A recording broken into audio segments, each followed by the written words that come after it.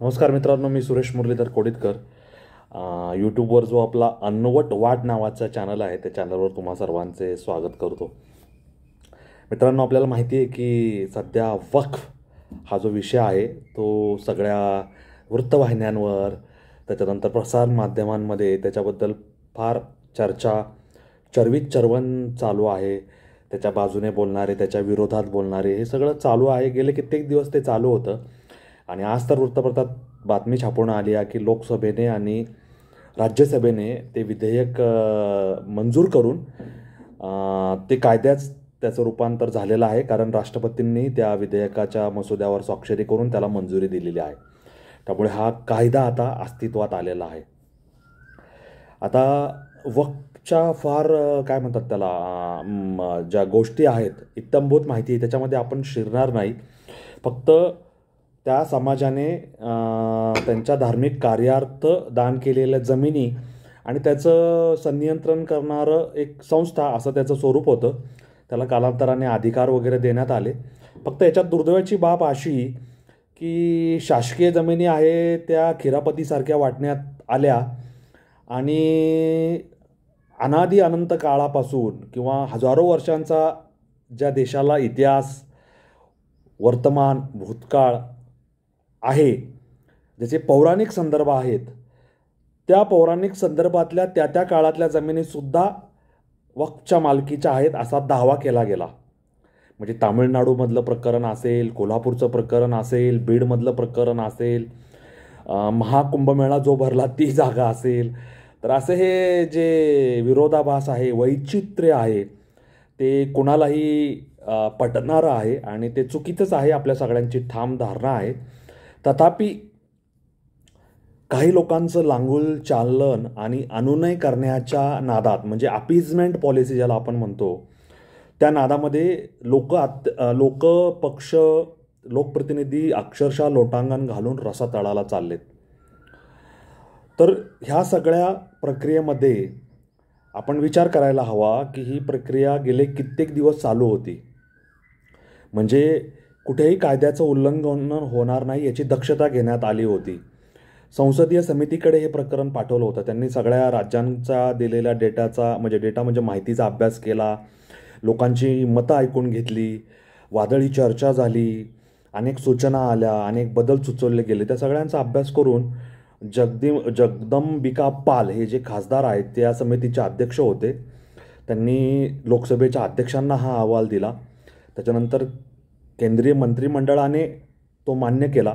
म्हणजे केंद्रीय मंत्रिमंडळापुढे जेव्हा हा विषय चर्चेला आला, त्याला कॅबिनेट नोट होऊन ती मंजूर करण्यात आली आणि मग हा विषय संसदेत आणि राज्यसभेत पार पडला.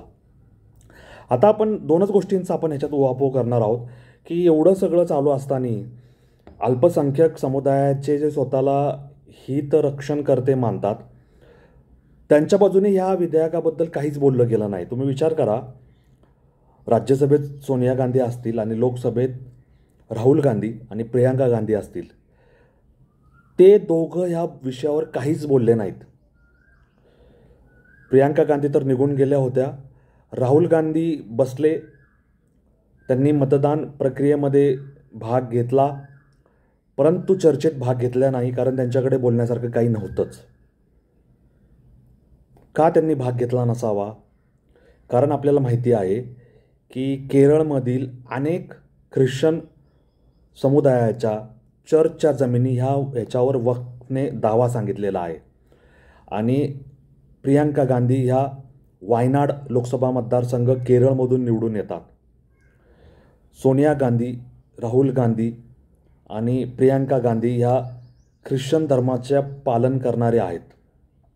त्यांचं नाव गांधी असलं आणि ते स्वतःला हिंदू किंवा दत्तात्रेय गोत्राचे म्हणवत असले तरीही, त्यामुळे तिथे प्रियांका गांधी गप्प राहिल्या, निघून गेल्या हे आपण समजू शकतं. आणि राहुल गांधींना हे माहिती आहे की आपले जरी 99 खासदार निवडून आले असले तरी हे विधेयक पाडण्या एवढं बहुमत आपल्याकडे लोकसभेतही नाही आणि राज्यसभेतही नाही. लोकसभेत केवळ संख्याबळाच्या आधारावर आपल्याला विरोधी पक्षनेते पदाचा दर्जा मिळाला आहे, परंतु विरोधातल्या सर्व पक्षांनी आपल्याला त्यांचा नेता म्हणून मान्यता दिलेली नाही. त्यामुळे राहुल गांधींनी आपला पराभव होणार आहे हे लक्षात घेऊन एकही शब्द न बोलण्याचं धोरण पत्करलं आणि ते निघून गेले. आता दुसरीकडे पंतप्रधान मोदी मतदानाला उपस्थित नव्हते. ते त्यांच्या श्रीलंका दौरा असेल किंवा आणखी काही कामं असतील, त्या कामांच्या व्यवधानामुळे देशाचे प्रमुख म्हणून त्यांच्याकडे ज्या जबाबदाऱ्या आहेत त्यांचं पालन करत होते. पंतप्रधानसुद्धा ह्या मुद्द्यावर काहीच बोलले नाहीत. मतदानालाही ते नव्हते. सगळी जी बाजू आहे ती समर्थपणे गृहमंत्री अमित शहा यांनी सांभाळली आणि त्यांनी प्रत्येक प्रश्नाचं बारकाईने उत्तर दिलं. अल्पसंख्याक केंद्रीय मंत्री जे किरेन रिजिजू आहेत त्यांनीसुद्धा सांगोपांग अभ्यास करून व्यवस्थित आपली मतं मांडली. आता ह्याच्यातून एक गोष्ट लक्षात यायला हवी की आपला पराभव होणार आहे हे राहुल गांधींना माहीत आहे म्हणून ते गप्प बसले आणि मी अनुपस्थितीत राहिलो तरी आवाजी मतदानाने बहुमताने हे विधेयक मंजूर होणार आहे हा आत्मविश्वास भारताचे पंतप्रधान नरेंद्र मोदी यांना होता.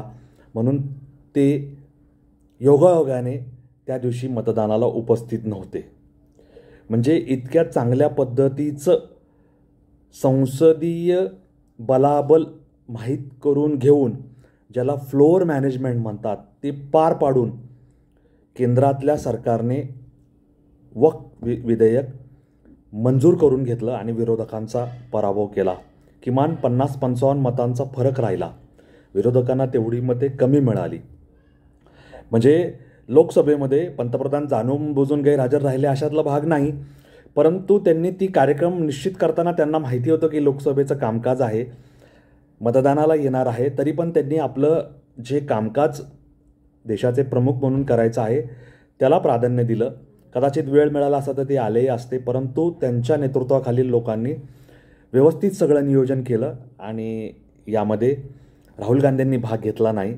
हा मुद्दा आपल्याला मांडायचा आहे. आणि पंतप्रधान मतदानाच्या वेळेस नव्हते तरीही हे विधेयक सत्ताधारी पक्षाने अगदी सहजरित्या मंजूर करून घेतलं. तर हा जो सगळ्या बातम्यांमागचा, सगळं जे चर्चेला येते त्याच्या मागचा जो हा एक छोटा अर्थ आहे तो या आपल्या अनवट वाटेवर वाचकांना, दर्शकांना सांगण्यासाठी महत्त्वाचा आहे. म्हणून मी तुमच्यापुढे घेऊन आलो. राहुल गांधींनी न बोलणं आणि पंतप्रधानांनी अनुपस्थित असणं असा हा मुद्दा तुमच्यापुढे मांडलेला आहे. तुम्हाला तो कसा वाटला मला कॉमेंट बॉक्समध्ये लिहून जरूर कळवा. आणि आपल्या ह्या अनवट वाटेवरचे वाटसरू व्हा, वारकरी व्हा अशी माझी तुम्हा सर्वांना विनंती आहे. हा चॅनल जास्तीत जास्त लाईक, शेअर, सबस्क्राईब करायला विसरू नका. आणि आपल्या व्हिडिओ मित्र सुरेश मुरलीधर कोडितकरला रजा द्या. धन्यवाद. जय हिंद, जय महाराष्ट्र, वंदे मातरम, जय श्रीराम, जय जगन्नाथ, जय सनातन.